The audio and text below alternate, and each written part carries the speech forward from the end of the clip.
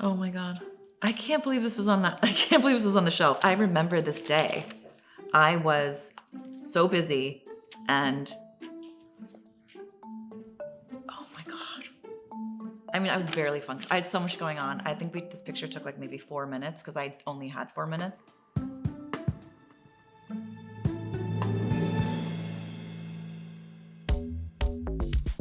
Jenna Lyons was on the Time 100 list in 2013 after being named Executive Creative Director of J. Crew. She was the face of the brand, walking red carpets herself and even dressing the First Lady.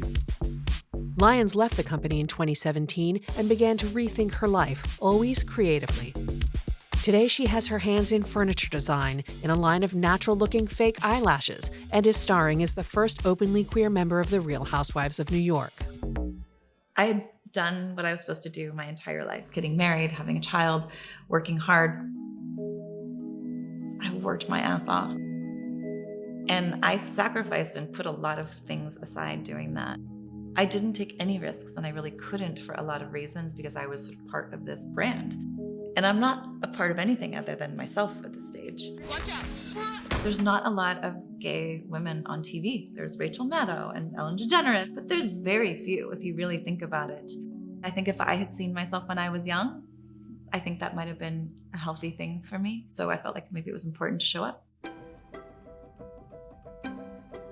When I left my job, my whole world sort of dismantled. I realized that I had placed value on things that were not really valuable. I believed in my own hype. People would recognize me in restaurants and in airports and that kind of thing. And when I stopped doing that job, all of that went away. And it was really humbling. And it made me realize like none of that stuff really matters.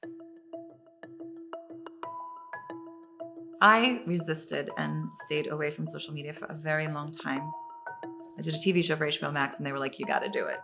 I believe and care a lot, but I actually don't take myself that seriously, and I enjoy a sense of humor and lightness. So I found that that was the only way for me to connect. And I posted something about my teeth, which was pretty, raw and not attractive. And the number of people who slid into my DMs just wanting to talk and say, I appreciate your story and I appreciate you sharing something. I don't think I would have had the courage to do that. Like that's meaningful.